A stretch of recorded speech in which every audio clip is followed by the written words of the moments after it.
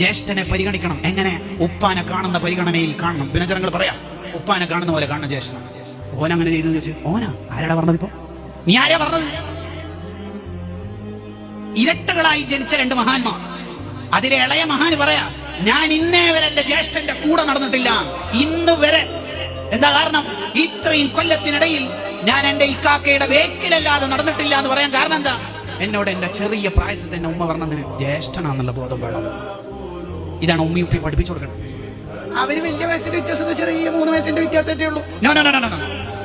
ജ്യേഷ്ഠൻ എന്താ വിളിച്ചത്? ജ്യേഷ്ഠത്തിനെ നമ്മൾ എങ്ങനെയാ കാണേണ്ടത്? ഉമ്മനെ പരിഗണിക്കുന്ന പോലെ കാണണം ജ്യേഷ്ഠത്തിയെ. നമ്മളെ അനുജനെ നമ്മൾ എങ്ങനെയാ കാണേണ്ടത്? അനുജൻ ഒരു ഷോപ്പ് തുടങ്ങി പൊട്ടിപ്പോയി, ബിസിനസ് പൊട്ടി. ജ്യേഷ്ഠന്റെ പരിഗണന എന്താ വേണ്ടത്? ഒരു മോന് ബിസിനസ് തുടങ്ങിയിട്ട് പൊട്ടിയാൽ ഉപ്പവേ സ്ഥലം വിട്ടിട്ടോ വേറെ എന്തെങ്കിലും സ്വത്ത് വിട്ടിട്ടോ ആ കടക്കാരൻ മുഴുവൻ ചൊറയും തീർക്കും, വിഷമം തീർക്കും. എന്ന പോലെ ഉപ്പ മക്കളെ സ്നേഹിക്കണ പോലെ ജ്യേഷ്ഠൻ അനുജനെ സ്നേഹിക്കണം എന്ന് പഠിപ്പിച്ച മതമാണ് ഇസ്ലാം.